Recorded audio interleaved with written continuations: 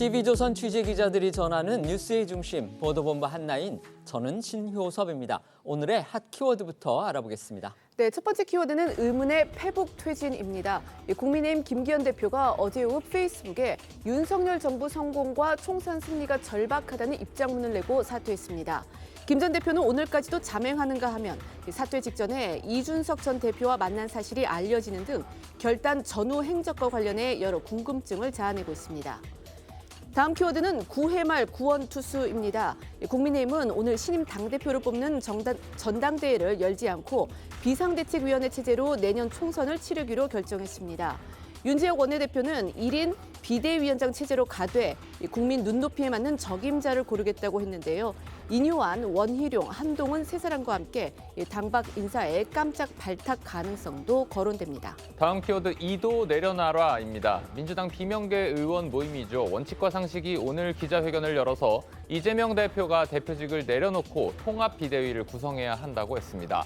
이들은 다당제 민주주의와 위성정당 방지를 이 대표가 수없이 약속했다면서 선거법 공약을 지키라고도 촉구했습니다. 욕심대로면 일당. 이낙연 전 민주당 대표가 어제 방송에 출연해 신당 창당 의사를 공식 확인했습니다. 이 전 대표는 내년 1월 초쯤에 국민에게 이렇게 하고자 한다는 보고를 드릴 것이라며 젊은 층과 전문직 종사자들의 참여를 요청했습니다. 다섯 번째 키워드는 짜장면과 차명폰입니다.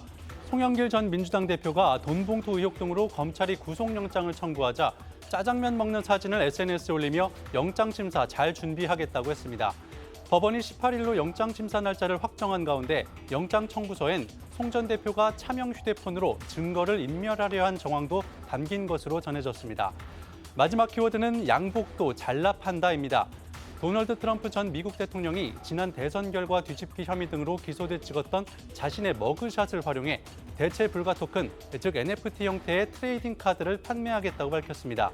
트럼프는 600만 원어치의 트레이딩 카드를 사면 머그샷 촬영 때 입은 양복을 잘게 잘라서 주고 저녁 식사도 함께 하겠다고 약속했습니다. 첫 번째 이슈로 가보겠습니다. 영상부터 확인하시죠.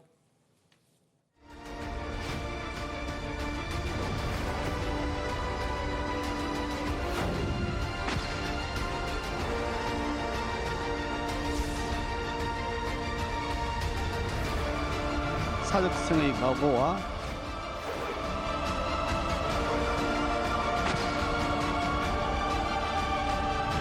비대위 체제로 빨리 지도 체제를 구성을 하는 게 바람직하다는 한 분이 하는 것이 훨씬 조직을 운영하는 데 효율적이다. 저는 그렇게 생각하고 있습니다.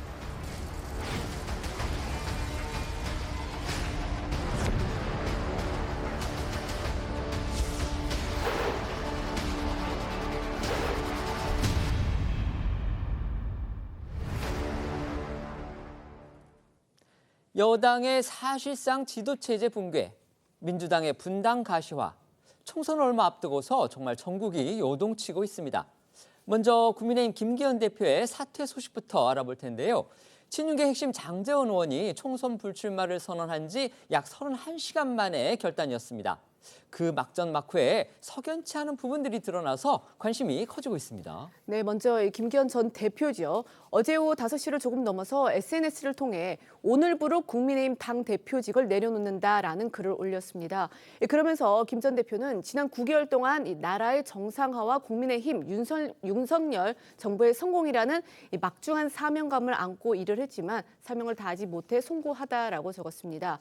윤석열 정부의 성공과 이 당의 총선 승리가 너무나 절박한 명령이기에 책임을 다하겠다 이렇게 강조를 하기도 했습니다. 김기현 전 대표가 지난 월요일 최고위 회의에서 이미 모든 기득권을 내려놓겠다라고 강조를 하면서 조만간 어떤 식으로든 거취 결단을 할 것을 시사했었습니다. 장제원 의원이 지난 12일 날 총선 불출마 선언을 한 후에 김기현 대표가 공식 공개 일정을 취소하고 자맹에 들어가면서 거취를 고심해 왔는데 숙고를 끝내고 결단을 내린 겁니다. 앞서 나온 김 전 대표의 목소리부터 들어보겠습니다. 저를 비롯한 우리 당 구성원 모두는 국민 눈높이에 맞지 않는 모든 기득권을 내려놓고 사적성의 각오와 민생과 경제를 살리라는 국민의 목소리에 답해 나갈 것입니다. 말뿐이 아닌 행동으로 보여드려야 하겠습니다. 그동안 당내에서 김 전 대표의 대표직 사퇴를 공개적으로 촉구해왔던 성일종, 하태경 의원 등은 김 전 대표 거취 결단을 숭고한 헌신, 선당 후사의 정신이라고 환영했습니다. 그런데요, 김기현 전 대표 전해드린 대로 당대표직 사퇴의 변을 SNS를 통해서 올렸습니다. 그 외에 어떤 별도의 기자회견 하지 않았고요. 심지어 당 지도부와도 만나는 모습이 보이질 않았습니다. 당원들이 직접 뽑은 여당 대표의 퇴장치고는 매우 이례적이다 이런 평가가 나오는데요. 오늘도 당의 모습을 드러내지 않아서 지금 여러 해석들이 나오고 있습니다. 맞습니다. 앞서 전해드린 대로 김 전 대표는 장제원 의원의 불출마 선언을 한 뒤 자명에 들어가서 지금까지 모습을 나타내지 않고 있는 상황입니다. 사퇴 입장문 역시 SNS를 통해서만 전했고요. 김 전 대표의 거취 결단으로 오늘 오전 일찍부터 국민의힘에선 중진 연석회의와 최고위원회의가 춤바쁘게 이어졌지만 김 전 대표의 모습은 찾아볼 수 없었습니다. 이를 두고 친윤계 인사들 사이에서 당대표가 국민과 당원들에 대한 예의도 없이 이런 식으로 당대표직을 내팽개치는 것은 처음 봤다는 비판이 나왔다는 기사도 있었고요. 몇몇 언론은 김기현 전 대표와 가까운 여권 인사들의 비공개 인터뷰 등을 통해서 김 전 대표가 이례적으로 기자회견이 아닌 SNS를 통해 사퇴 의사를 전달한 건 여권의 위기를 자신에게 몰아가는 세력에 대한 일종의 항의 표시로 보인다고 전하기도 했습니다.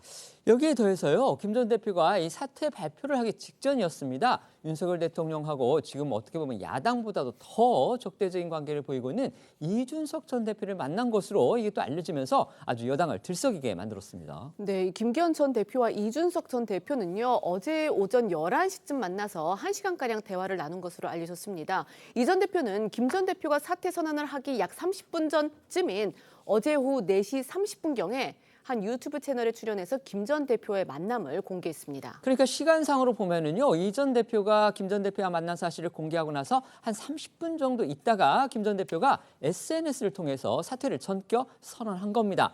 이 전 대표가 출연한 그 유튜브 방송 끝나기도 전입니다. 네, 맞습니다. 이 전 대표는 이번 만남에 대해서 이 김 전 대표의 거취 문제가 불거지기 전에 이미 이제 약속이 되어 있었던 일정이다. 그런데 이제 자신의 거취를 이야기하기 위해서 잡혀 있었던 일정인데 어쩌다 보니까 김 전 대표 거취 이야기를 더 하게 됐다면서 이 김 전 대표가 회동 사실을 공개해도 될 것 같다고 했고 자신도 동의를 했다 이렇게 덧붙였습니다. 이준석 전 대표는 또 김기현 전 대표가 거취 압박을 받게 된 그 과정에 대해서 불쾌감을 토로했다라고 주장을 했고요. 자신은 김 전 대표에게 이미 억울한 일은 당한 거고 대신에 무책임해지지 마시라, 성급하지 않게 차분하게 생각하면 좋겠다는 조언을 했다고 전했습니다.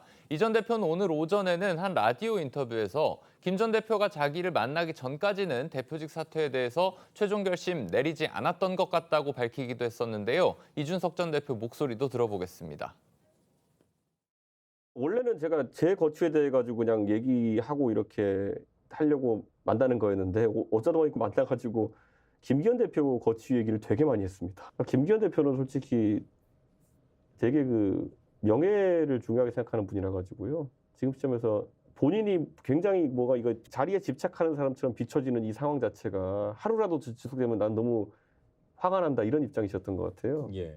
뭐 제 말을 듣고 판단하시지 않으시겠지만은 저라면 이렇게 하겠습니다, 저렇게 하겠습니다 말씀은 드렸고 예. 김기현 대표 입장에서는 열려 있는 듯한 얘기를 하셨거든요. 그러면 최소한 어제 이준석 대표 만날 때만 하더라도 대표직 그만둔다라고 결심한 단계는 아니었다는 얘기네요.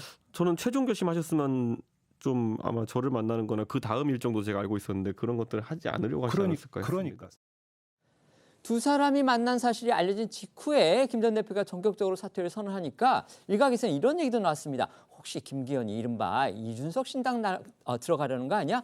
이런 추측 나와서 또 한때 여권이 시끄러웠죠. 네, 국민의힘 내부에선 이 김기현 전 대표가 거취 결단을 고민하고 있던 시점에 이준석 전 대표와 만난 건 부적절했다는 지적이 나왔습니다. 나아가 이적 행위를 한 거다 이런 강한 비판도 있었고요. 이 전 대표와 만난 게 알려지자 김 전 대표가 파장을 조기에 차단하기 위해서 급히 사퇴 발표를 할 수밖에 없었다 이런 해석까지 나왔습니다. 하지만 김기현 전 대표는 즉각 SNS에 글을 올리고 자신이 이준석 신당에 참여하는 건 아니냐는 이런 낭설은 전혀 근거가 없는 것이다.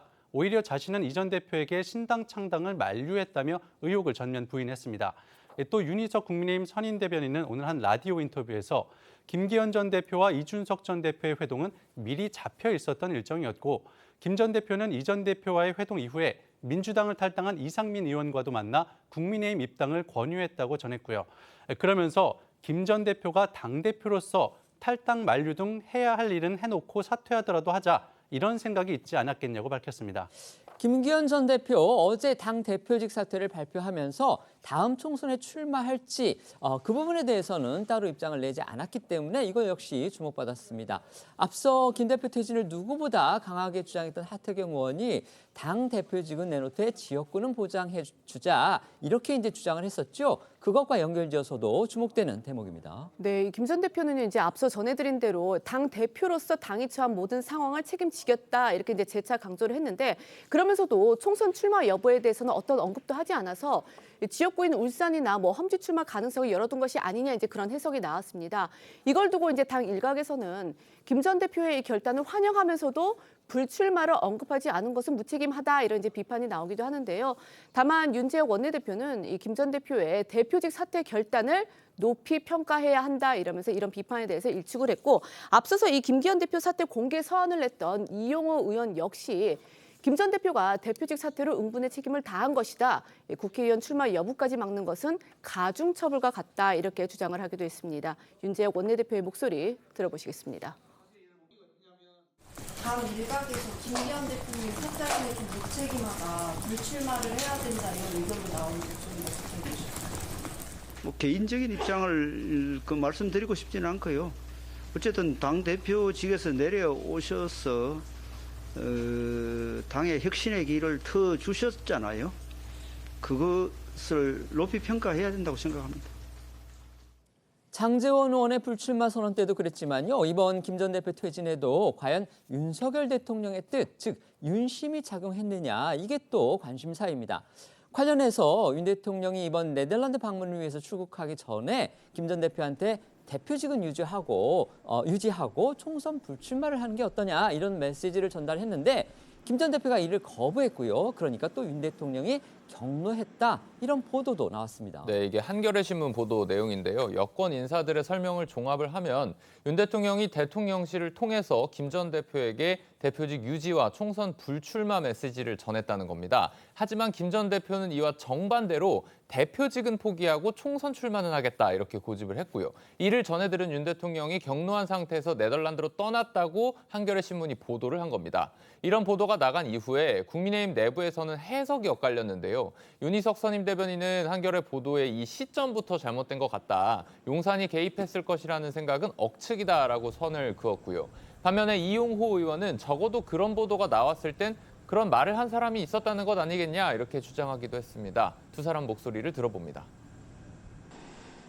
만약에 그런 분위기였다면 김기현 대표가 공항 환송에 나가서 그럴 수가 없죠. 그 상황까지만 보더라도 지금 한겨레 보도는 일단 그 시점부터 잘못된 보도 같은데요. 용산이 개입하고 이런 차원으로 자꾸 생각을 하시는데 이 상황을 보세요. 김 대표가 왜 고민을 했을까요? 그러면 만약에 그런 구도라면은 고민할 필요도 없는 거잖아요. 그건 억측이라고 봅니다. 저도 언론 출신인데 그런 보도가 전혀 무슨 소설처럼 나왔겠느냐 하는 생각은 해요. 적어도 그런 정도의 보도가 나왔으면 누군가는 얘기를 했을 텐데 저는 참 만일 그런 것들이 사실이었다면 여전히 국민의 민심을 좀 잘 모르는구나. 결국은 대표를 시켜놓고 뒤에 2선으로 3선으로 물러나서 여전히 그 대표를 통해서 뭔가 영향력을 행사하고 싶었던 그런 부분이 있을 수도 있는 거 아니에요. 네. 자, 민주당에서는 김기현 전 대표 사퇴를 둘러싼 상황들을 놓고 비판의 날을 세우고 있습니다. 국민의힘이 처한 모든 상황이 윤 대통령의 책임 아니냐면서 김 전 대표는 바지 대표로 뽑혀서 용산 지시에 충실했을 뿐이라고 지적을 한 겁니다. 민주당 목소리도 들어보겠습니다. 김기현 대표의 사퇴는 용산 직할 체제로 가기 위한 사전 정지 작업으로 보일 뿐입니다. 김기현 대표를 대신할 비대위원장조차 스스로 결정할 수 없는 것이 국민의힘이 처한 현실 아닙니까? 이제 용산이 준비한 비대위원장이 등장할 것입니다. 한동훈 법무부 장관이 본격적으로 여의도로 출근할 시간도 가까워지고 있습니다. 김기현 국민의힘 대표, 이제 전 대표가 됐습니다만 어쨌든 이례적으로 이 SNS를 통해서 사퇴를 적극적으로 발표했습니다. 그러고 나서 아직까지도 모습을 드러내지 않고 있습니다. 특히 이 사퇴 직전에 이준석 전 대표를 만난 게 아주 큰 파장을 또 낳고 있는데요. 어떻게 보십니까? 뭐 어제 사퇴했으니까 뭐 오늘 이제 그 충격을 좀 다스리기 위해서 뭐 모습을 나타내지 않는 거는 저는 뭐 충분히 이해가 된다고 생각을 하는데 어제 그 사퇴 장면이 그 SNS에 그냥 그 올리고서 말았단 말이죠. 저는 그 자체가 굉장히 무책임한 처사라고 봅니다. 뭐 집권당 대표인데 집권당 대표가 국민 앞에 또는 당원들한테 설명할 의무가 있잖아요. 자기가 왜 여기까지 이렇게 몰려왔는가, 또 왜 사퇴를 결심하게 됐는가 하는 부분을 설명하지 않고 그냥 질문도 받지 않고 일방적으로 저렇게 선언하는 것은 책임 있는 행동은 아니다라고 싶고요. 더군다나 뭐 본인은 뭐 전 선의로 했다고 믿고 싶습니다. 이준석 전 대표 만난 거 아마 그거는 이제 그 본인이 뭐 사퇴를 하든 안 하든 당을 위해서 뭐 조그만 기여라도 뭔가 했으면 좋겠다 하는 생각을 했는지 모르겠으나 그거는 이준석 전 대표를 너무 모르는 것 아닌가요? 이미 이준석 전 대표는 너무나 멀리 가 있습니다. 그러니까 지금 뭐 사퇴 압박을 받고 있는 김기현이라는 정치인이 이준석 전 대표하고 아무리 가깝다고 해도 가서 그걸 되돌릴 수 있는 상황도 아닌데 그런 점에서는 또 그 마지막 순간까지 무책임에다가 정무적 오판까지 그 한 것 아니냐 이런 생각이 듭니다. 네. 사실 이준석 전 대표와 만나는 일정 자체는 미리 정해져 있었을 것 같다는 생각은 듭니다. 그것을 뭐 갑자기 정할 일은 없으니까요. 다만 미리 정해진 일정이라고 하더라도 뭐 연기를 하거나 취소를 하지 못할 일정도 또 아니었다고 보이거든요. 그렇다면 김기현 이제는 전 대표인데요. 전 대표가 본인의 사퇴 의사를 밝히기 전에 이준석 전 대표를 만날 때까지만 하더라도 사퇴에 대한 결단이 아직 확고하진 않았던 것이 아닌가라는 추측이 가능할 것 같습니다. 그때까지만 하더라도 대표직을 사퇴할 가능성도 있지만 계속해서 유지할 가능성까지도 고려하면서 이준석 전 대표를 만나서 아우르는 리더십을 보여주려고 했던 것은 아닐까라는 생각을 해봅니다. 다만 그러나 이준석 전 대표를 만나도 그런 본인이 기대했던 결과는 나오지 않았을 것으로 보이고요. 그리고 여러 가지 상황상 이제는 사퇴를 하지 않으면 안 될 상황이 되었던 것이었기 때문에 사퇴를 한 것이 아닐까 이렇게 생각이 듭니다. 총선 4개월을 앞두고서 당 지도체제가 사실상 무너져버린 국민의힘. 이제 이 리더십 공백 사태를 어떻게 수습해 나가느냐 이게 핵심 과제가 됐습니다. 일단 오늘 결정이 나왔습니다. 새 대표 선출을 위한 전당대회는 열지 않는다. 곧바로 비상대책위 체제로 전환한다. 이겁니다. 네, 국민의힘은요 오늘 오전 이 중진의원 연석회의와 최고위 회의를 잇따라 열고 이 당 수습 방안을 논의를 했습니다. 이 자리에서 아무래도 총선이 넉 달도 채 남지 않았기 때문에 전당대회를 통해서 새 대표를 뽑기보다는 이 비상대책위원회, 그러니까 비대위 체제로 전환하기로 의견이 모아진 건데요. 이 윤재욱 대표 권한대행은요 최고위를 마친 뒤 기자들과 만나서 이렇게 설명을 했습니다. 당대표 거르시, 그러니까 당대표 자리가 비게 되면은 60일 이내에 전당대회를 열어야 하지만 지금 그런 상황이 안 되고 비대위 체제가 바람직하다 이렇게 이제 회의에서 결론을 내렸다고 밝혔고요. 또 최고위에 앞서서 그 중진 연석회의에서도 비대위 체제가 불가피하다라고 의견을 모았다고 합니다. 윤 권한대행 목소리 들어보시겠습니다. 최고위원님들 의견을 들었습니다. 지금 현실적으로 당대표가 거의됐을 때 60일 이내에 전당대회를 열 수가 있도록 되어 있습니다만은 선거 앞두고 전당대회를 열 수 있는 상황이 안 된다고 다들 의견이 모아져서 비대위 체제로 빨리 지도 체제를 구성을 하는 게 바람직하다는 결론을 내렸습니다.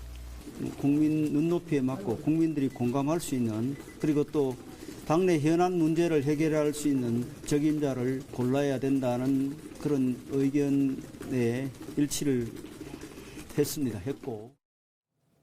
윤재욱 대행은 최고위 모두 발언에서 김기현 전 대표와 장제원 의원의 결단을 온전히 혁신의 그릇으로 옮겨 담아 총선 승리에 당력을 집중하겠다고 밝혔고요. 이어서 지명직 최고위원과 정책위 의장, 사무총장 등 임명직 당직자들이 일괄 사퇴 의사를 표명했지만 당의 위기 속에서 당무 공백을 만들 수 없다는 점에서 새 지도부 구성까지 새로 업무를 계속 수행하기로 하겠다 이렇게 덧붙이기도 했습니다. 이제 관심은요, 사실상 내년 총선까지 여당의 얼굴이 될, 물론 이제 선대위원장이라는 그런 카드가 있긴 합니다만 어쨌든지 간에 이 여당의 권한상으로는 당대표 역할을 하게 됩니다. 저희가 막 옥새라는 표현을 쓰는데 그 옥새를 쓸 수 있는 그런 권한을 갖게 되는 인물입니다. 바로 비대위원장입니다. 비대위원장을 누가 맡을까? 이게 관심인데요. 윤재욱 대행이 몇 가지 그 비대위원장으로서 기준을 또 제시를 했죠. 네, 국민 눈높이와 국민 공감 그리고 총선 승리 이렇게 세 가지 조건입니다. 윤 대행은 그러면서 가급적 빠른 시간 안에 비대위원장을 선임할 수 있도록 노력하겠다고 강조했는데요. 먼저 목소리 듣고 오시죠. 국민 눈높이에 맞고 국민의 공감을 얻을 수 있는 분, 그리고 또 선거를 앞두고 총선 승리라는 지상 과제를 우리가 달성하는데 능력과 또 실력을 갖춘 분, 그런 기준으로 물색을 해보겠습니다. 그리고 가급적 빠른 시간 안에 비대위원장님을 선임할 수 있도록 최선의 노력을 다하겠습니다. 당 안팎에선 벌써부터 비대위원장 함합평이 쏟아지고 있는데요. 가능성과 상관없이 다수 언론이 거론하고 있는 인물들을 먼저 소개해드리면요. 먼저 김한길 국민통합위원장 이름이 나옵니다. 김 위원장은 전략기획에 밝은 노련한 정치인으로 알려져 있죠. 원래는 야권 인사지만 지난 대선 때 윤석열 후보 캠프에 합류했고 국민통합위원장을 맡아 윤 대통령에게 수시로 여러 조언을 하고 있는 것으로 알려져 있습니다. 하지만 여권 주류 인사들의 시각에서는요, 김 위원장한테는 아주 결정적인 약점이 있는 듯합니다. 정치 시작은요, 이제 정주영 당에서 시작을 했고요. 하지만 본격적으로 정치 인생을 꾸린 곳은 바로 김대중 전 대통령 시대였습니다. 청와대 수석을 했고 그다음에 장관을 또 했기 때문입니다. 대표적인 민주당 주류 출신 인사다 이렇게 볼 수도 있는 건데 그렇다면 결국 여권의 핵심 보수층의 시각으로 보면 거부감을 느낄 요인이 많다. 지금 이런 지적이 나오고 있는 겁니다. 네, 그렇죠. 근데 그뿐만이 아니라 지금처럼 이 용산에 대한 민심이 악화한 상황에서 윤 대통령의 신임이 각별하다는 거 이게 오히려 단점으로 작용할 수 있다라는 분석이 많은데요. 실제로 이준석계 초선 의원인 이 허은하 의원은요. SNS를 통해서 김한길 위원장의 비대위원장 설이 오보이길 바란다. 이렇게 거론되는 자체가 당이 우스워졌다는 증거다라고 강하게 비판을 하기도 했습니다. 허 의원은 오늘 한 라디오 인터뷰에서도 김한길 위원장이 오시지는 않을 거다라고 믿고 싶다면서 총선에 대해서 당이 감이 없는 거라고 생각을 하고 이 지지층에 대해서도 등에다가 칼을 꽂는 일이다라고 했는데요. 들어보시겠습니다. 설마 그 김한길 위원장이 오시지는 않을 거다라고 저는 믿고 싶고 정말 이런 단어 써도 되는지 모르겠는데 아사리판 되는 겁니다. 이거 진짜로 총선에 대해서 당이 감이 없는 거라고 좀 생각을 하고요. 그리고 지지층에 대해서도 등에다가 칼 꽂는 일입니다. 인용한 위원장까지 이야기한다는 것은 사실 이제 김한길 위원장과 상당히 친분이 있고 그런 분으로 알고 있는데 벌써 2표가 김한길 위원장 관련된 거라 제가 상당히 많은 걱정이 됩니다. 허 의원도 방금 얘기를 했는데요. 다음으로 이제 유력하게 거명되는 인물이 인효한 전 혁신위원장입니다. 혁신위에 대해서는 여론의 지지가 높았다 이렇게 볼 수 있고요. 그다음에 우여곡절은 어쨌든 있었지만 지금 벌어지는 상황을 본다면 결국 희생을 핵심으로 했던 그 인효한 혁신안이 하나하나 이행되고 있기 때문에 그게 또 장점으로 거론이 됩니다. 그렇습니다. 당 안팎에서는 주류 희생 혁신안 등으로 이 인적 쇄신의 분위기를 조성해낸 인효한 혁신위원장에게 비대위원장까지 맡겨야 한다는 의견이 계속 나오고 있습니다. 어제 저희도 전해드린 것처럼 안철수 의원이 대표적으로 인효한 위원장이 중도 확장 역할을 할 수 있을 것이다라며 이 정권 심판론을 비껴가기 위해서라도 공동 비대위원장 체제가 필요하다라고 주장하기도 했고요. 하태경 의원도 어제 라디오에서 비대위를 꾸리되 위원장은 인효한 혁신위원장이 맡아야 한다고 주장을 했습니다. 관련해 윤재옥 대표 대행은 오늘 공동비대위원장보다는 한 분이 하는 게 훨씬 조직 운영에 효율적이라고 생각한다고 답변했는데 하 의원의 주장과 함께 듣고 오시죠. 지금 혁신위가 어쨌든 결과적으로 중간에 실패하는 것처럼 보였지만 결과적으로 성공한 거 아니겠습니까? 저도 인효한 혁신위원장이 비대위원장이 되면 자연스럽게 저 당은 혁신 진행형이구나, 혁신이 더 커지겠구나 하는 신뢰와 희망을 국민들한테 줄 거라고 봅니다. 중도 확장을 할 수 있는 분들, 예를 들면 저는 인효한 위원장 같은 분도 충분히 그런 역할을 하실 수 있는 분이라고 봅니다. 공동으로 저는 하는 게 좋겠다는 그런 생각입니다. 안철수 의원께서 인효한 혁신위원장 포함한 공동비대위원장을 의원님과 제안하시는 그런 정도 논의가 될 수 있을까요?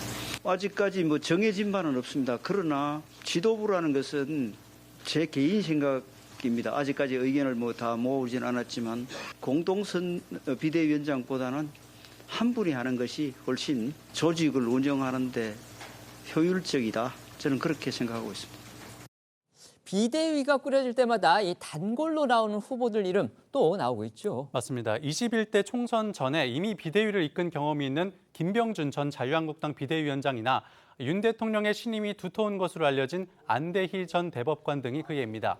국민의힘 안에서는요, 지난 3.8 전당대회 때 윤심 논란 속에 당권 도전을 접어야 했던 나경원 전 의원도 거명됩니다. 하지만 나 전 의원은 오늘 기자들과 만나 부정적인 반응을 보였는데요. 목소리 듣고 오시죠. 저는 특별히 들어본 적이 없습니다. 그래서 아직 제가 거기에 대해서 말씀드릴 거는 아니고요. 저는 비대위원장에 대해서 말씀드릴 게 없습니다. 네. 혹시 당에서 좀 공식적으로 요청이 온다면은 그렇지 않을 거라고 생각하기 때문에 특별히 고려할 필요가 없다고 생각하고 비대위원장의 스피커가 좀 커야지 되지 않을까. 한마디로 존재감이 있는 분이 비대위원장을 하는 것이 맞다. 지금까지 소개해드린 후보들보다 어떻게 보면 이제 여론의 주목도라든지 물론 지금 상황에서 말씀을 드리는 겁니다. 여론의 주목도 그리고 스타성 면에서는 이분들이 더 상품성이 높은 분들이 아닐까 싶습니다.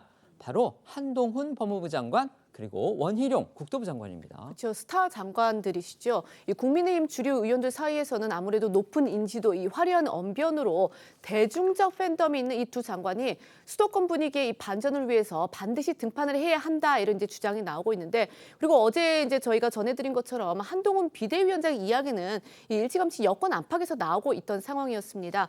다만 이제 이 검사 출신이라는 점 그리고 현직 장관 신분이고 또 선거를 치러본 경험이 전혀 없다는 점 등을 고려해서 비대위원장보다는 선거대책위원장을 맡아서 이 총선 바람몰이 역할을 하는 게 더 낫지 않겠느냐라는 의견도 여전한데요. 이 관련해 이용호 의원과 최재형 의원 목소리 들어보시겠습니다.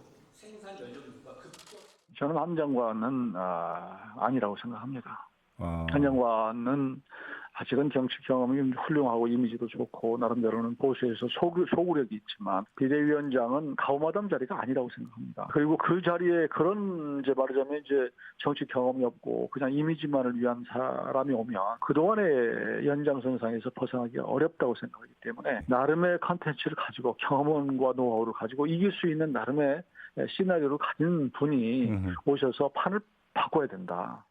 한동훈 장관이 그동안 보여준 예. 또 대화 투쟁력이나 이런 것도 있고요. 그런 걸 생각하면은 우리가 고려할 수 있는 카드 중에 하나지만 지금 말씀하신 것처럼 현직 법무부 장관이 바로 비대위원장으로 온다. 어떻게 받아들일지 조금 그거 신중히 고려해 봐야 되고요. 또 검사냐 이런 논란이 있어서 그런 것까지 감안해서 좀 신중하게 판단해야 될 문제라고 봅니다.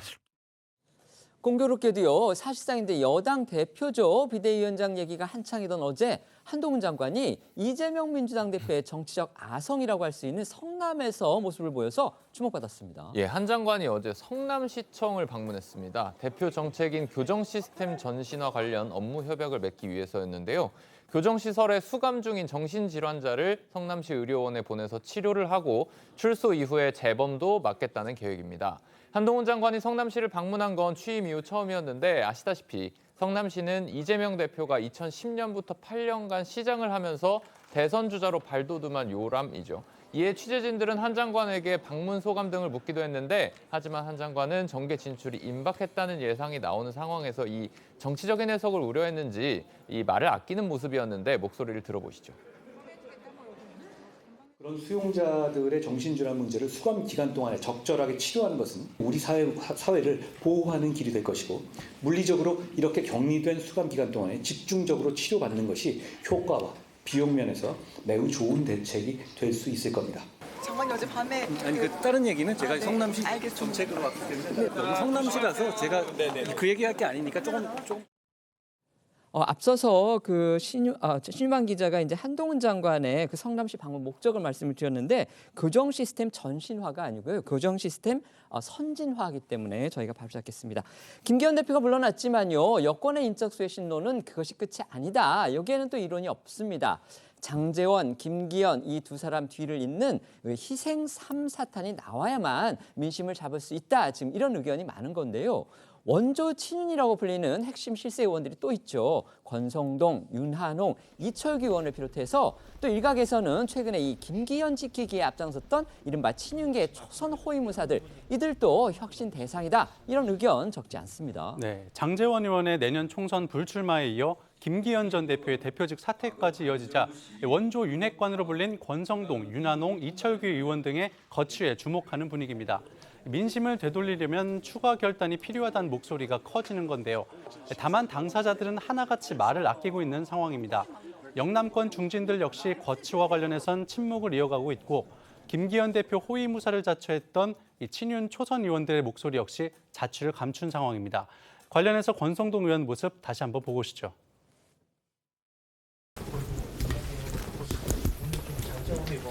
불출마 결정했는데 좀 어떻게 보셨어요? 의원님 지금 안 그래도 좀 윤한홍 의원님과 지금 회동하고 나오시는 길이시잖아요. 좀 두 분 어떤 논의를 좀 하셨습니까? 회동한 사실이 없어요. 지금 안 그래도 의원님 원조 친윤이시잖아요. 당을 위해서 좀 불출마 결단에 동참하실 의향이 있으십니까?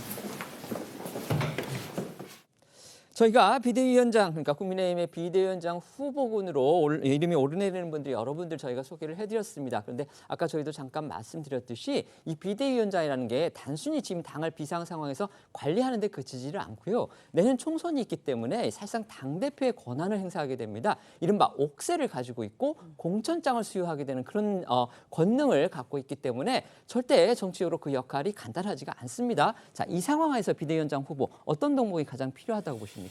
그렇죠. 지금 뭐 여러 사람이 거론되고 있는데 저는 이제 저보고 꼽으라고 하면 첫 번째 덕목은 바로 김기현 대표의 실패에서 찾아야 된다고 생각을 합니다. 그건 무슨 얘기냐면 김기현 대표 때 그 대표되는 과정을 우리가 쭉 지켜봤지 않습니까? 결국은 뭐 나경원 전 의원, 뭐 그다음에 안철수 현 의원, 뭐 그런 사람들이 그 사실은 여론조사의 상으로는 굉장한 지지를 받고 있었음에도 불구하고 용산이 개입하면서 김기현 대표로 했거든요. 아마 용산은 김기현 대표가 제일 그런 점에서는 용산과 뭐 소통이 잘 될 것이다라는 판단으로 했을 텐데 지금 9개월도 안 돼서 지금 이런 일이 벌어졌단 말이죠. 이른바 김장연대였는데 이제 그게 다 그게 이제 9개월도 안 돼서 지금 그 체제가 붕괴됐단 말이죠. 네네. 그렇게 되면 이 김장연대가 왜 붕괴되게 됐는가 하는 거는 결국은 김기현 대표가 뭐 용산과 소통을 뭐 잘하는 것까지는 좋았는데 문제는 용산에서 말하는 거를 전혀 잘못된 것도 그대로 받아들여서 집행을 했기 때문 아닌가, 전 그런 데에서 이 실패의 원인을 찾을 수 있기 때문에 저는 지금의 비대위원장의 첫 번째 덕목은 용산과의 소통보다는 독자적으로 정치를 아는 사람, 독자적인 정치를 할 수 있는 사람, 이런 사람이 아마 우선돼야 되지 않을까. 용산과의 이 연결 관계가 너무 짙은 사람은 또다시 실패할 가능성이 있다, 이렇게 봅니다. 네. 저도 위원님 말씀에 동의하는데요. 특히 지난 10월에 강서구청장 보궐선거에서 보여줬던 국민의 민심은 집권 여당에게 좀 더 책임감 있는 자세를 보여달라는 거였다라고 생각합니다. 결국에 용산 대통령실과의 관계를 재정립하고 할 말을 하는 집권 여당이 돼야 되는 것이 아니겠느냐, 이런 민심의 표출이었다라고 보는데요. 그 역할을 지금까지는 국민의힘이 제대로 해주지 못했기 때문에 이 부분에 대해서 국민의 실망을 얻고 있는 거라고 생각합니다. 당연히 비대위원장으로서는 용산 대통령실과의 어떤 수직적인 관계로 보일 수 있는 그런 요소들을 좀 재정립하고 할 말도 하고 쓴소리도 하는 이런 정당으로 다시 태어날 수 있다라고 한다면 총선 과정에서 국민들의 기대를 얻을 수 있겠다, 이렇게 생각합니다. 네. 여권이 어렵게 부활한 인적 쇄신론으로 또다시 총선 정국의 기선을 잡아가는 그런 분위기입니다. 하지만 민주당은 이낙연 신당론을 비롯해서 지금 격심한 내분으로 소가리를 하는 그런 모양새인데요. 분당 문제는 잠시 뒤에 자세히 알아보도록 하고요. 먼저 인적 쇄신 문제와 관련해서 이 용퇴론이 일고 있는 중진들이 아니라 초선, 그것도 지난 총선 때 인재 영입 케이스로 정치권에 들어온 그런 인물들이 잇따라서 출마 의사를 접으니까 지금 이재명 대표를 향한 거취 압박 커지고 있습니다. 네, 오늘 이 비명계 사인으로 구성된 원칙과 상식이 국회에서 기자회견을 열었는데요. 이 당 초선 의원들이 기득권 정치의 벽에 막혀서 이 불출마 선언을 했지만 정작 결단을 해야 할 당 지도부는 묵묵부답이다라고 비판을 했습니다. 특히 이재명 대표를 향해서는 이 사법 리스크 거론과 함께 한 발 물러서 달라면서 직접 대표직 사퇴를 촉구를 했습니다. 영상으로 보시겠습니다. 우리 당 초선 의원들은 기득권 정치의 벽에 막혀 안타까운 불출마 선언을 이어가고 있습니다. 그러나 정작 결단해야 할 우리 당 지도부는 우리는 다르다며 묵묵부답입니다. 당대표가 선당 후사하는 통합 비대위로 가야 합니다. 당대표가 주 3회 재판받고 재판 결과에 따라 유죄 판결이 선고될지도 모르는 위험을 그대로 방치하는 것은 국민과 당원에 대한 도리가 아닙니다. 보신 것처럼 비주류 국회의원들이 저렇게 집단적으로 기자회견까지 열어서 이재명 대표의 용퇴를 공식 요구한 거 처음 보는 장면입니다. 이들이 총선을 앞두고서 당 지도부에 요구한 거 크게 두 가지입니다. 네, 일단 첫 번째는 이재명 대표의 대표직 사퇴 그리고 통합 비대위 체제를 구성해야 한다는 거였고요.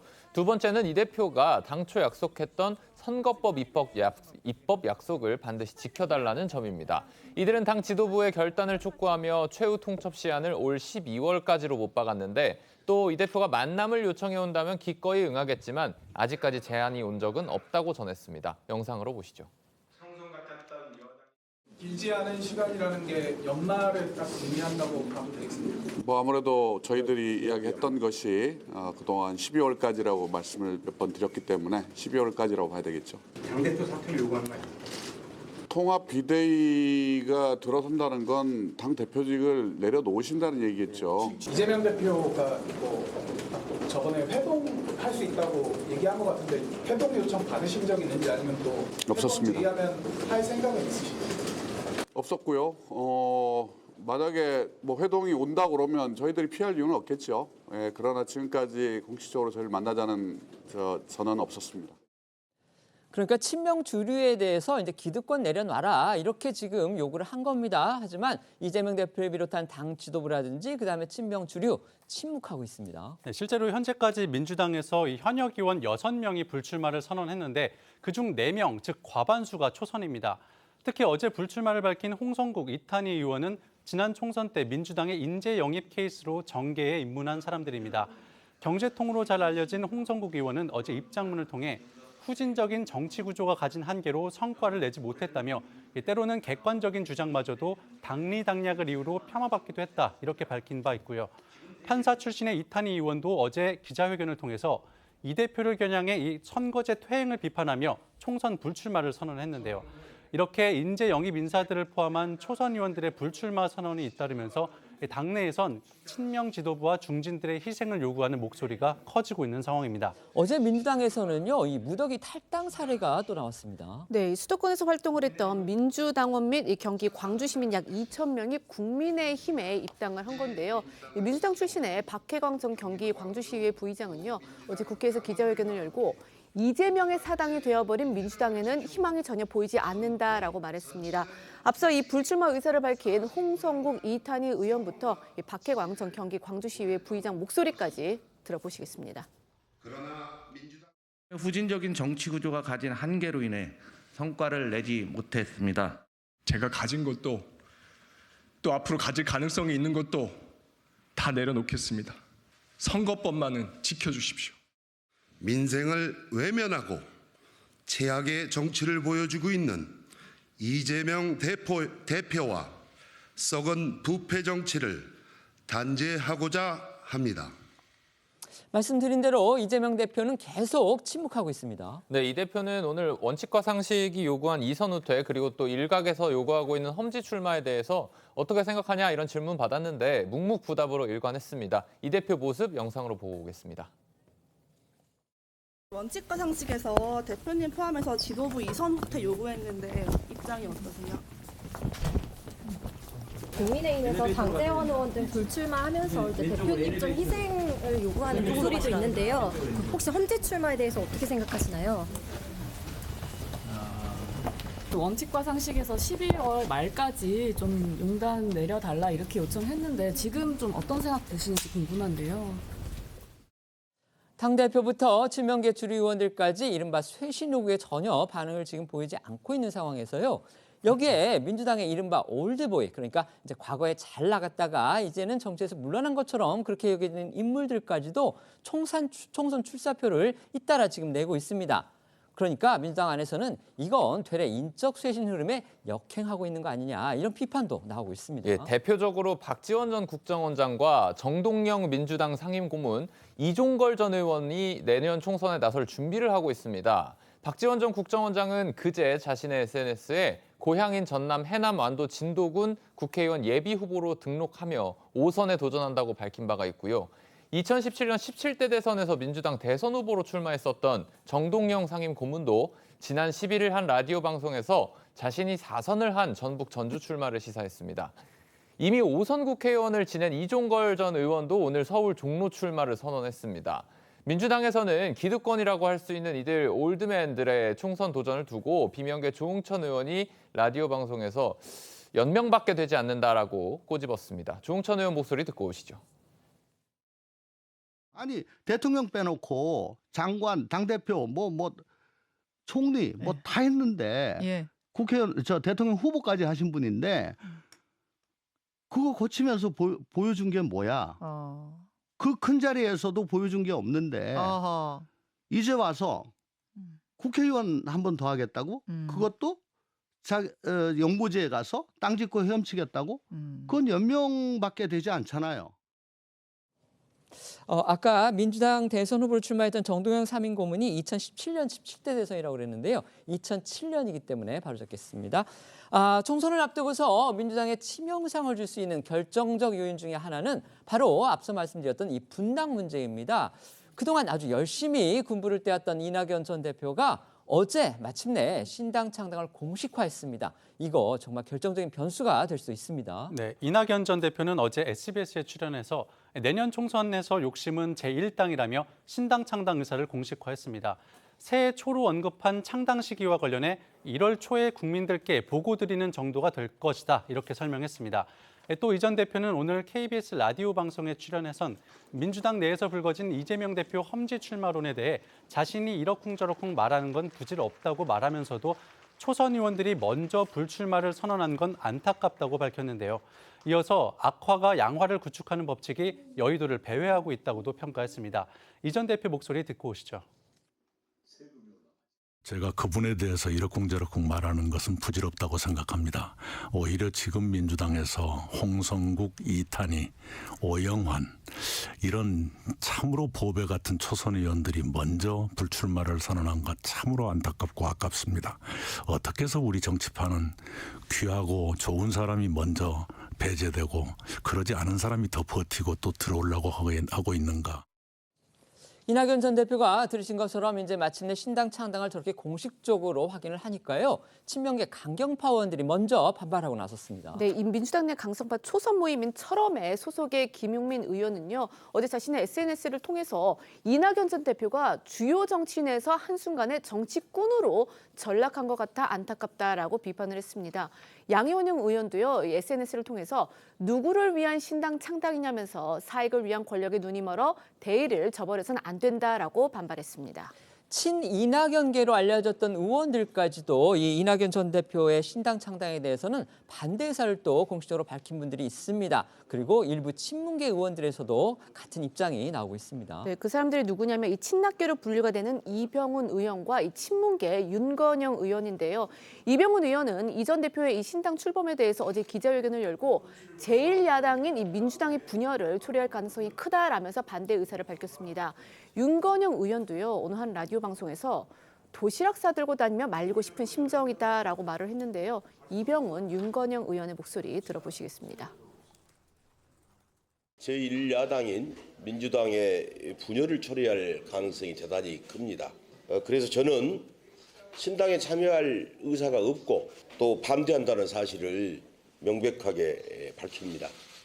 저는 가서는 안 될 길이라고 생각합니다. 저는 이낙연 대표가 걱정하는 대한민국을 위해서도 그렇고 민주당을 위해서도 본인을 위해서도 일도 도움이 안 된다고 생각해요. 도시락 싸들고 다니면서 말리고 싶은 그런 심정이에요. 보신 것처럼 어쨌든 이제 당장 나오고 있는 민주당 내 반응은 그 이낙연 이른바 신당론에 대해서는 그렇게 긍정적인 의견이 많아 보이지는 않습니다. 결국 이제 관건은 이겁니다. 이낙연 전 대표가 신당을 만들 경우에 얼마나 많은 사람이 거기에 참여할 것이냐 이제 그 부분인데 여기에 대해서도 약간은 아직은 의문점이 나오고 있습니다. 예, 대표적인 비명계 의원이죠. 이원욱 의원도 이낙연 전 대표 신당 창당 행보에 숨 고르기가 필요한데 갑자기 링에 뛰어들어서 질주하는 것 같아 당황스럽다라고 평가를 했습니다. 그러면서 이낙연계 의원들의 동참을 이끌 수 있을지 의문이 든다고까지 전망을 했습니다. 반면 김한규 의원은 경선 과정에 돌입하면 분위기가 달라질 수 있다고 전망을 했는데요. 경선 과정에서 공천이 어렵다고 판단하면 당을 탈당을 하고 이 전 대표 신당 창당에 동참하는 의원들이 생길 수 있다는 분석입니다. 이원욱, 김한규 의원의 목소리를 들어보시죠. 이낙연 전 대표께서 숨 고르기가 좀 필요한데 숨 고르기 없이 갑자기 링에 뛰어들어가지고 막 100m를 질주하고 계시는 것 같아가지고 많이 당황스럽습니다. 이낙연계 의원들이 몇 명이라도 같이 가네라고 하는 모습을 같이 보여줘야 할 텐데 과연 그게 가능할까? 경선 과정에 돌입하게 되면 좀 달라질 수는 있는데 이게 경선에 참여하면 탈당이 안 되거든요. 탈당해서 출마하는 게 불가능합니다. 지금 우리나라 법상. 예. 근데 이제 경선에 아예 들어가기 직전에 포기를 하고 탈당하면 이제 새로운 정당으로 출마가 가능하거든요. 예. 그래서 아마 의원들 중에 내지는 뭐 당내에 있는 원외 정치인들 중에 본인이 판단해서 뭐 민주당 공천이 현실적으로 어렵다라고 하면 그때쯤 뭐 그런 분들이 생길 수 있을 것 같고. 이낙연 전 민주당 대표가요 어제 방송에 나와서 내년 1월에는 이제 신당의 모습을 보여드릴 수 있을 것 같다 이런 식으로 얘기를 해서 사실상 처음으로 신당 창당에 대해서 공식적으로 확인을 했습니다. 그런데 지금 저희가 들려드린 것처럼 과연 누가 따라 나가겠느냐, 심지어 친 이낙연계로 불리는 현역 의원조차도 공개적으로 저렇게 그것도 호남의 지역구를 가진 의원인데 반대 의사를 나타나고 있기 때문에 그렇다면 이낙연 전 대표 이런 흐름 모를 것 같지 않은데 어떻게 저렇게 고를 외칠까 그 배경이 좀 궁금하거든요. 어떤 자신감이 있을까요? 저는 이낙연 전 대표가 내년 1월에 모습을 보인다고 하는 것이 사실은 정확한 그 워딩을 살펴보면 신당의 로드맵입니다. 신당을 띄운다는 뜻이 아니고 그걸 어떻게 추진할 것인지 이거를 이제 밝힌다는 뜻이기 때문에 만약 그렇다면 1월에 신당이 나오는 것이 아니고 뭐 1월이나 2월에 나올 가능성이 있죠. 그러니까 시간이 그 한두 달 정도의 시간이 더 있다는 얘기가 되는 거고 또 이제 그 내년 1월이나 2월쯤 되면 이재명 대표와 연관된 재판의 1심 선고들이 몇 개 예정이 돼 있는 거 있습니다. 뭐 백현동이라든가 아니면 뭐 우이준교사 문제도 뭐 결심을 한다고 하고 그다음에 뭐 이제 이화영 전 부지사 건도 뭐 그 1심 선고가 나올 가능성이 있고 이렇게 되기 때문에 그로 인한 그 이재명 대표의 그 어떤 재판 리스크 이런 것들이 훨씬 더 악화될 소지가 굉장히 있거든요. 그렇게 되면 과연 이제 민주당 지지자들 사이에서 자 이재명 대표 가지고서 총선을 제대로 치를 수 있느냐 하는 의문부호가 계속 찍히면 이제 뭐 교체 분위기가 나올 수도 있고 하는 이런 부분에 대한 기대가 있다고 생각하고요. 그건 이제 탈당과 무관하게 있는 겁니다. 있다고 생각하고 그다음에 뭐 기타 이제 그 공천이 도저히 안 될 것 같은 의원들 뭐 이런 사람들의 자진 탈당 뭐 이런 것들을 기대하고 있는 것이 아닌가 이렇게 생각합니다. 네.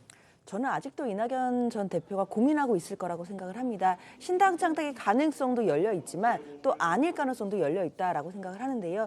그럼에도 신당 창당이 가능하려면 결국 본인의 지분이 있어야 됩니다. 이낙연 전 대표로서는 본인이 호남 지역에서만큼은 지분이 상당할 것이다라고 생각을 할 것 같고요. 그렇기 때문에 지금은 아니더라도 의원들이 어느 시기가 무르익으면 본인들을 따라와 줄 수 있을 거다라는 또 확신도 있을 거라고 생각합니다. 특히 지금 선출직평가위원회 그 평가들이 진행되고 있는데요. 앞서 우리가 민주당에서 당원이 바뀌면서 하위 10% 같은 경우에는 30%의 감산 규정이 지금 신설이 됐습니다.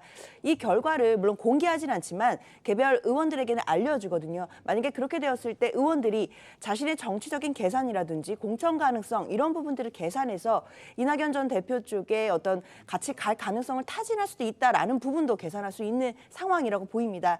다만 그렇다 하더라도 이낙연 전 대표의 이런 행보들이 일단 민주당 입장에서는 좀 회의적으로 보이는 부분들도 있고 그리고 과연 총선을 얼마 놔두지 않은 상황에서 분열하는 모습 보이는 것 자체가 승리를 위해 보탬이 될 것이냐 이런 큰 대의로 봤을 때는 신당 창당보다는 당 내에서 해결하려고 하는 움직임도 분명히 가능성 열려 있다 이렇게 생각합니다. 알겠습니다. 전당대회 돈봉투 사건으로 구속의 기로에 선 송영길 전 민주당 대표 이야기도 해보겠습니다. 구속 여부를 결정할 영장실질심사가 다음 주 월요일, 그러니까 18일 오전 10시로 정해졌습니다. 검찰 일단 영장 발부 자신하는 그런 분위기라고 합니다. 네, 어제 저희도 전해드렸는데요. 이 검찰이 송영길 전 대표를 이 돈봉투 살포 의혹의 정점으로 지목을 하면서 구속영장을 청구를 했습니다. 검찰이 구속영장에 기재한 이 송 전 대표 혐의는 총 3가지입니다. 이 돈봉투 살포와 불법 정치자금 수수, 뇌물수수도 이게 좀 크게 3가지로 나뉘는데 먼저 이 돈봉투 살포와 관련해서는 2021년 민주당 전당대회 당시 그 의원들에게 6천만 원 그리고 지역 본부장들에게 650만 원어치 돈봉투를 각각 살포하는데 이 송 전 대표가 정점에 있었던 것으로 봤고요. 또 외곽 후원 조직인 이 평화와 먹고 사는 문제연구소 이른바 먹사연에 사업가들이 기부한 이 7억 6천만 원을 이 송 전 대표에 대한 이 불법 자금 또는 뇌물로 판단을 했습니다. 세계일보에 따르면요, 한 검찰 관계자는 송 전 대표에 대한 혐의를 촘촘하게 다 확인을 했다, 죄를 범했다고 의심할 사유가 충분하다면서 이 구속영장 발부에 자신감을 내비친 것으로 전해집니다. 검찰은 특히요 영장에서 이 송 전 대표가 증거를 인멸할, 그러니까 증거를 없애려 할 그럴 우려가 크다, 이 점을 강조를 했다고 합니다. 관련해서 송 전 대표가 차명표까지 이용을 해서 그 증거 인멸을 하려 했다, 이런 정황이 영장에 적시돼 있다고 합니다. 네, 어제 저희 뉴스9 단독 보도를 통해서 알려진 내용입니다. 아시는 것처럼 지난 4월에 송 전 대표가 파리에서 귀국하기 전에 기존의 휴대전화를 폐기했고 먹사연의 하드디스크도 교체했습니다. 그런데 여기에 더해 차명폰을 쓰면서 사건 관련자들과 접촉하는 식으로 수사 상황을 파악한 정황을 검찰이 추가로 확인한 겁니다. 검찰은 이러한 정황들을 구속영장 청구서에 모두 담았고요. 법원이 이를 증거인멸 우려로 인정해서 영장을 내줄지에 관심이 모아지고 있습니다. 다만 송 전 대표는 앞서 귀국 전 휴대전화를 폐기한 것에 대해 증거인멸죄가 성립되지 않는다고 주장했는데요. 송 전 대표의 목소리를 잠시 듣고 오시죠. 핸드폰이 아닙니다. 제가 귀국해서 새로 핸드폰을 사가지고 일주일 쓴 거예요, 일주일. 그걸 증거인멸 정황으로 보고 있는 검찰의 주장은 틀렸다는 말씀이신 거죠? 아니, 제가 페이스북에 쓴 것처럼 본인에 대한 것은 증거인멸죄가 안 돼요. 송 전 대표는 검찰 조사를 받기 전부터 영장 쳐라, 기각되게 만들 자신 있다, 이렇게 밝혔는데 어제 검찰의 구속영장 청구 소식이 전해진 뒤에는요, 이 짜장면을 아주 유유히 먹는 사진, 이걸 공개를 하면서 나름 또 여유를 보였습니다. 네, 검찰의 구속영장 청구에 대한 송 전 대표의 첫 반응은 5천 원짜리 짜장면을 사 먹는 것이었습니다. 보시는 것처럼 송 전 대표가 어제 오후 자신의 SNS에 영장이 청구가 됐고 변호사들과 실질 심사를 잘 준비하겠다며 반려견과 함께 중국 음식점에서 찍은 사진을 한 장 올린 건데요. 그러면서 송 전 대표는 사진은 효창공원역 앞 중국집이며 주인이 돈을 절대 안 받으려고 했지만 마음만 받고 식대를 드리고 나왔다, 손님들도 응원해줬다고 덧붙였고요. 이어진 글에서는 오늘 오후 4시 구속영장 청구와 관련한 유튜브 방송을 하겠다며 영장실질심사 전 대응 행보를 예고했습니다. 관련해 앞서 혐의를 부인했던 송 전 대표 목소리 들어보시고 이어서 한동훈 법무장관 목소리도 들어보시죠. 전당대회 논란이 된 것은 국가 돈은 아니잖아요. 다 개인 돈들이 아닙니까? 왜 현역 국회의원을 자기들 주장대로 돈이 뭐 큰 액수가 된 것도 아닌데 이걸 가지고 증거 능력도 없는 증거를 가지고 구속영장을 청구하는 것은 완전히 먹이는 거죠. 그러니까 9,700만 원, 1억도 안 되는 돈인데 이것에 전당대회 이 사건이 반부패 수사 2부가 담당할 사건이, 옛날 말하면 특수부 아닙니까? 반부패, 이 말부터 기분이 나쁘잖아요. 선거 앞두고 수백만 원씩 돈 뿌린 것이 별로 중요하지 않은 범죄다라는 식으로 말하는 것은 틀린 말이고 한마디로 말 같지도 않은 소리다라고 생각합니다. 대한민국 평범한 국민들은 선거에서, 선거 관련해서 몇십만 원이나 몇만 원 주고 받아도 구속돼서 감옥 가고 받은 돈 50배 토해내야 합니다. 그게 대한민국입니다. 결국 영장심사에서 이제 양측이 아주 치열하게 법리 공방을 벌일 것으로 그렇게 보입니다. 어제도 전해드렸지만요, 송 전 대표 측에서는요, 부장판사를 지낸 송 전 대표의 친형이 직접 변론에 나선다고 합니다. 네, 구속기로에 놓인 동생을 위해서 친형인 송영천 변호사가 직접 팔을 걷어붙인 겁니다. 말씀하신 것처럼 송 변호사는 대법원 재판연구관을 거쳐 서울고등법원 부장판사까지 지낸 인물입니다. 당초 동생 변호인단에 포함이 돼 있었는데 검찰 조사 때는 모습을 드러내진 않았었고요. 어제 검찰이 구속영장을 청구하자 직접 변호를 자원한 것으로 알려지는데 이에 대해 송 전 대표는 뉴스원과 통화에서 형이 동생 일이라서 걱정이 됐는지 직접 법정에 들어오시겠다고 한다. 형님에게 미안하고 죄송하다. 이렇게 말한 것으로도 알려졌습니다. 심리를 맡을 영장 전담 판사가요. 앞서 이재명 대표의 구속영장을 기각했던 판사죠. 바로 유창훈 부장판사라는 점도 눈길을 끕니다. 네, 이 유창훈 영장 전담 판사는 지난 9월이죠. 검찰이 청구한 이재명 대표 구속영장을 기각했었는데요. 당시 유 부장판사는 이례적으로 긴 총 892자 분량의 사유를 통해 기각의 근거를 설명했는데 이 위증교사 혐의는 소명된다고 보면서도 이 대표가 정당의 현직 대표라는 점을 들어 증거인멸 염려가 있다고 단정하기는 어렵다 이렇게 판단해서 여권의 비판을 받기도 했습니다. 하지만 유 부장판사는 송 전 대표가 연루된 전당대회 돈봉투 사건과 관련해선 앞서 강래구 전 한국감사협회장과 송 전 대표 전 보좌관 박 씨에 대해 구속영장을 발부했습니다. 송 전 대표의 구속 여부는 결국 이제 돈봉투를 받은 것으로 의심이 되는 민주당 의원 20명이 있습니다. 이들에 대한 수사에도 영향을 미칠 가능성이 크고요. 그래서 그런지 지금 민주당도 촉각을 곤두세우는 그런 또 모습입니다. 그렇죠. 이 법원이 송 전 대표 구속영장을 발부를 한다면 돈봉투 수수와 관련한 송 전 대표의 혐의 대부분이 소명됐다는 그런 전제하에 이루어지는 것으로 볼 수 있습니다. 따라서 이후엔 이 송 전 대표가 돈봉투 의혹의 정점이라는 이 검찰 수사가 탄력받는 것은 물론이고 이 돈을 받은 의혹을 받는 그 현역 국회의원에 대한 소환도 줄을 이을 것이다라는 전망인데요. 그래서인지 이 그간 송 전 대표 수사와 관련해서 말을 아끼던 민주당도 어제 이 검찰이 구속영장이 청구가 되니까 별건 수사다, 기획 수사다 이렇게 즉각 반발 입장을 냈습니다. 오늘은요, 이 당 검찰 독재 탄압위가 직접 나서서 한동훈 장관을 겨냥하고 나섰는데요. 검찰이 송 전 대표의 휴대전화 폐기, 차명폰 이용 등을 문제 삼으면서 증거 우려를 구속 사유로 내세우니까 과거 한동훈 장관이 이 고발 사주 등의 수사에서 휴대전화 비밀번호를 공개하지 않은 걸 언급하면서 반박에 나선 겁니다. 이어 이 검찰 독재 탄압위는요, 이 친윤 검사들이 서슬퍼런 칼날을 휘두르고 있다면서 이 야당 탄압을 앞세워 총선을 치르겠다고 작정한 모양이다 이렇게 주장을 하기도 했습니다. 지금 검찰과 송영길 전 대표 모두 이제 결과에 자심을 드러내고 있습니다. 그러니까 검찰은 영장 받아내는데 문제 없다. 송 전 대표는 걱정 마라, 기각될 거다. 지금 이런 내용입니다. 이른바 이제 도주 우려 가능성은 아무래도 송 전 대표가 정치적인 인물이기 때문에 정치적인 어떤 위상이 있는 인물이기 때문에 그 부분은 아닐 것 같고요. 결국 증거인멸 가능성 이 부분이 이제 결정적인 요소가 될 거다. 이런 지금 시각들이 많은 것 같습니다. 저희가 지금 보도를 했지만 이 차명 전화까지 사용했다. 이런 정황들이 좀 영향을 미칠까요? 미칠 가능성이 있습니다. 일단 구속영장이 발부되기 위해서는 크게 두 가지 요건이 필요한데요. 당연히 범죄가 일단 소명되어야 하는 것이고 그다음에 구속의 사유가 필요합니다. 그 구속의 사유 속에 도주 우려라든지 증거인멸의 우려가 있는 것일 텐데요. 그렇기 때문에 증거인멸 우려가 영향을 미치려면 결국 전제 조건으로 범죄가 소명되는 것이 먼저 필요합니다. 송영길 전 대표의 혐의들이 돈봉투 관련된 것이라든지 이제는 좀 뇌물죄까지 확대가 되었는데요. 이 혐의들이 과연 재판부 입장에서 증거로서 어느 정도 소명이 됐다라고 전제가 된다면 그 다음에는 증거인멸 우려라든지 이런 부분이 구속의 사유로서 영향을 미칠 가능성이 높습니다. 다만 지금 송영길 전 대표 측에서는 돈봉투 사건이나 관련해서 본인이 인지하거나 관여했다는 증거가 없다라는 상황이기 때문에 범죄가 소명됐다고 판단을 받을 수 있을지 이 부분부터 좀 따져봐야겠습니다. 이제 일반인의 입장에서 본다면 이게 돈을 이제 건네고 마련하고 그다음에 그 의원들 이라든지 강내구시라든지 이런 사람들은 구속이 됐는데 정작 그 수혜를 받은 사람이 만약에 구속이 안 된다면 이 형평성 문제를 생각할 수도 있을 것 같기는 합니다만 어떻게 보십니까?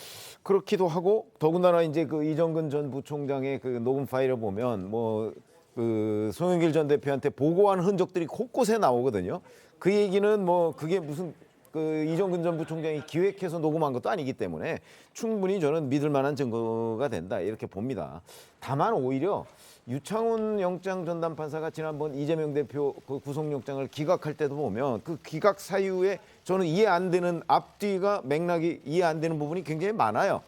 그러면 이것도 또 예를 들어서 범죄가 소명된다고 인정하면서도 또 혹시 기각하는 거 아닌가 이런 이제 우려가 생길 수밖에 없다 저는 그렇게 봅니다. 그래서 이렇게 검찰이 지금 그 당시에도 검찰이 영장 발부를 자신했었거든요. 그렇기 때문에 이것도 마지막 순간까지 좀 봐야 되지 않을까 싶습니다. 알겠습니다. 지금부터는 어쩌다 이런 일이 코너로 이어가겠습니다.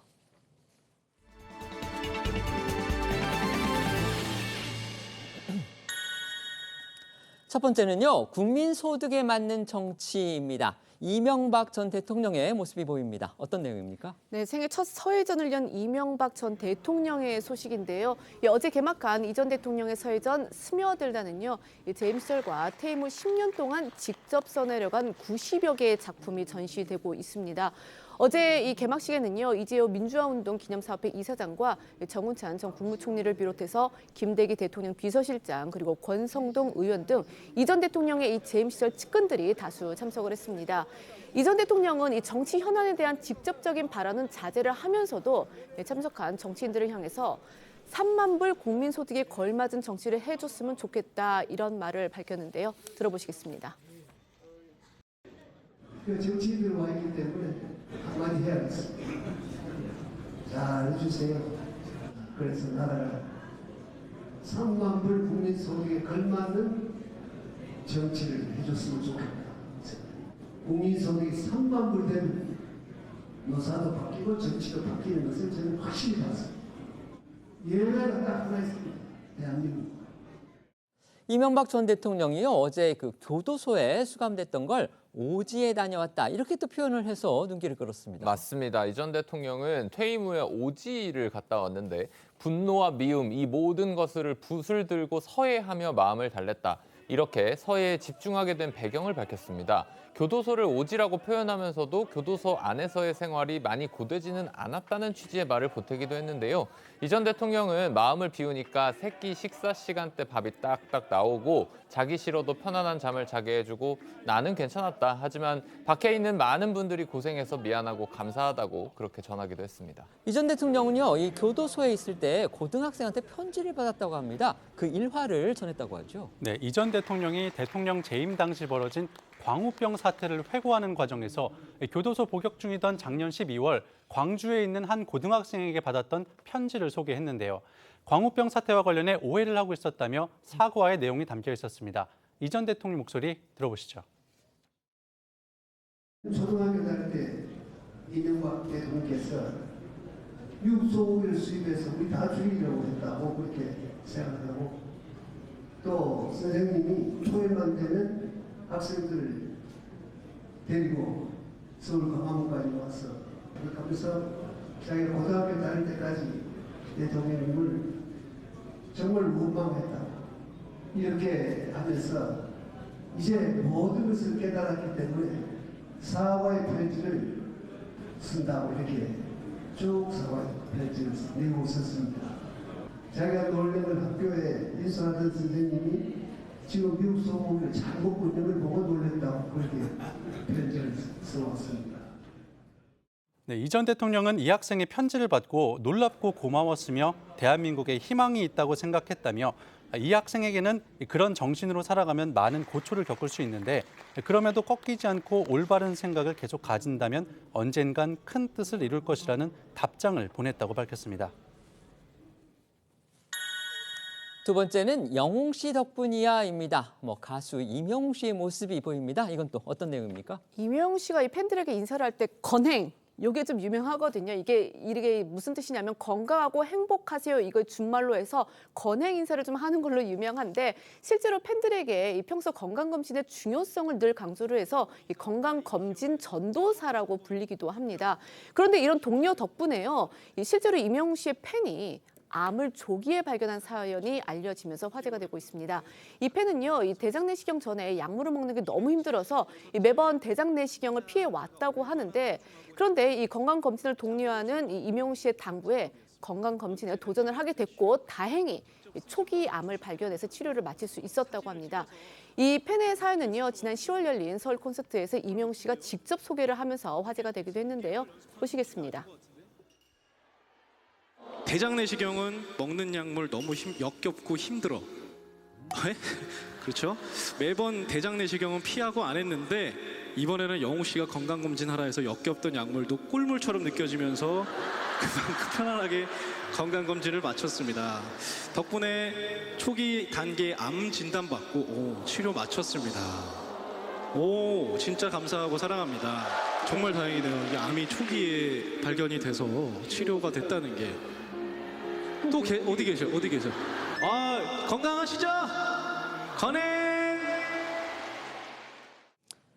임영웅 씨는 이제 팬 연령층이 중장년, 이제 고령이 많은 걸로 그렇게 알려져 있죠. 그래서 건강검진을 독려하는 거 말고도요, 이 콘서트 내내 이 팬들, 그러니까 좀 연령이 있는 그런 팬들을 아주 배려하는 게 많은 걸로 또 유명합니다. 네, 일반적으로 대규모 콘서트에는 별도의 대기 공간이 없는 경우가 많다고 하는데 임영웅 씨 콘서트에는 공연 전 대기는 물론이고 부모님을 공연에 데리고 와서 밖에서 기다리는 그 가족들을 위한 난방기기까지 갖춰진 보호자 대기 공간이 마련이 됐다고 합니다. 또 의자에 오래 앉아 있으면 엉덩이가 아파서 힘들어하는 팬들을 위해서는 공연장에 방석을 준비하는 센스를 보이기도 하고 화장실 대기줄이 길면 힘들어하는 중장년층을 위해 간이 화장실을 추가해서 화제가 되기도 했습니다.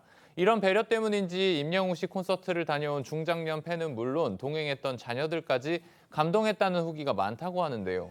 소속사에 따르면 임영웅 씨 본인이 팬들을 위해 이런 아이디어를 굉장히 적극적으로 내고 있다고 합니다. 오늘도 임영웅 씨 콘서트의 그 예매 전쟁이 예고가 됐죠. 네, 오늘 저녁에 내년 1월 고양시에서 열리는 임영웅 씨 콘서트 티켓이 오픈되는데요.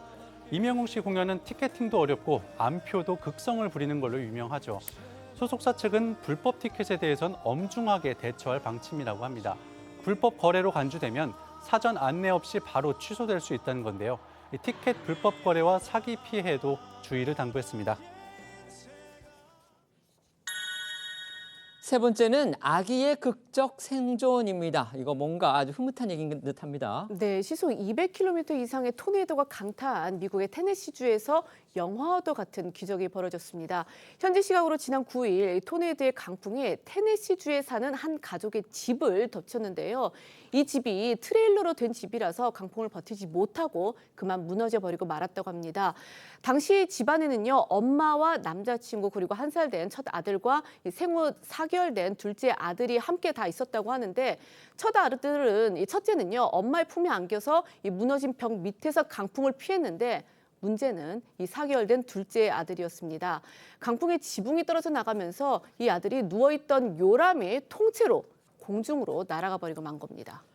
그러니까 아기가 있던 요람이 이제 바람에 날아갔다 이건데 결국 이제 아기의 생사가 정말 걱정되는 아주 급박한 상황이었겠습니다. 그런데 여기서 반전이 벌어졌습니다. 슬픔에 찬 가족들이 곧장 아기를 찾기 위해 주변을 샅샅이 수색을 했겠죠. 그런데 죽은 줄로만 알았던 아기가 무사히 발견된 겁니다. 아기가 발견된 장소는 놀랍게도 쓰러진 나무 위였는데요. 아기 엄마에 따르면 발견 당시 누군가가 아이를 나무에 올려놓은 것처럼 누워 있었다. 이렇게 상황을 설명을 했습니다.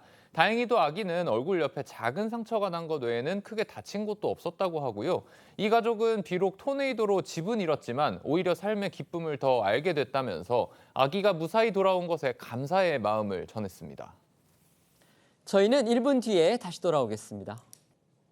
오늘 준비한 소식은 여기까지입니다. 저희는 내일 오후 1시에 더 핫한 소식으로 찾아뵙겠습니다. 시청해 주셔서 고맙습니다.